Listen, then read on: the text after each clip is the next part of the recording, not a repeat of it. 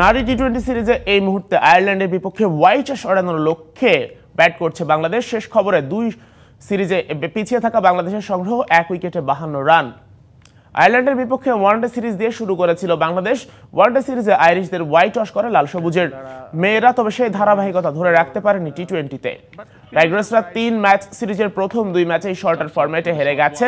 নিজেদের 129 নম্বর টি-20 ম্যাচটা জিততে চায় বাংলাদেশ। এদিকে আইরিশদের বিপক্ষে 14তম ম্যাচে নবম জয়ের খোঁজে জ্যোতি ব্রিগেড।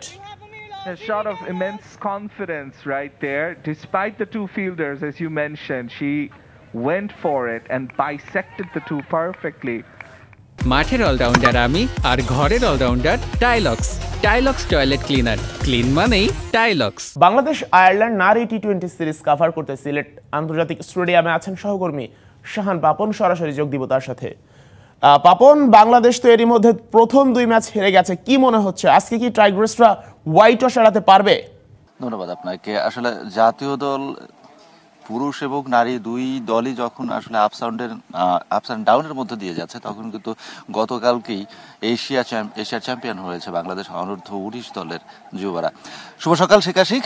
আজকেও কিন্তু সকালটা ঠিক যেভাবে চেয়েছিলেন বাংলাদেশ অধিনায়ক নিগার সুলতানা জ্যোতি, তাহলে সেটা আসলে সেভাবে হয়ে ওঠেনি। কেননা জ্যোতির টস ভাগ্য বোধহয় ভালো নয়। এই যে 3 ম্যাচের টি-20 সিরিজ, সেই 3 ম্যাচের টি-20 সিরিজে 3 বারই কিন্তু তিনি টস হেরেছেন এবং টস হারের খেসারতও তাকে দিতে হয়েছে। গত 2 ম্যাচে আমরা দেখেছি। আজকে যখন দিনের আলোতে ম্যাচ শুরু হলো, অর্থাৎ সকালের সেশনে আইরিশ ব্যাটাররা ব্যাট করবেন না, যার জন্য টস জিতে বাংলাদেশ দলকে আসলে ব্যাটে পাঠানো হয়েছে।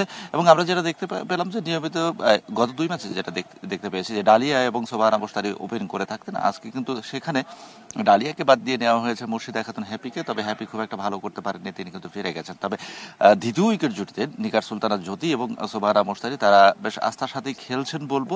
এবং এই জুটিটা আসলে ভিত করে দেবে বাংলাদেশকে বড় একটা স্কোরের জন্য, সেটাই কিন্তু প্রত্যাশা করা হচ্ছে। এখন দেখার বিষয় যে হোয়াইট ওয়াশ এড়ানোর যে লক্ষ্য নিয়ে আজকে নেমেছে বাংলাদেশের মেয়েরা, সেটা আসলে কতটা কি করতে পারে। তবে অ্যাডভান্টেজ কিন্তু থাকছে বাংলাদেশের পক্ষেই, কেননা এটাই তাদের হোম গ্রাউন্ড। শেখ আশিক। ধন্যবাদ শাহান পাপন।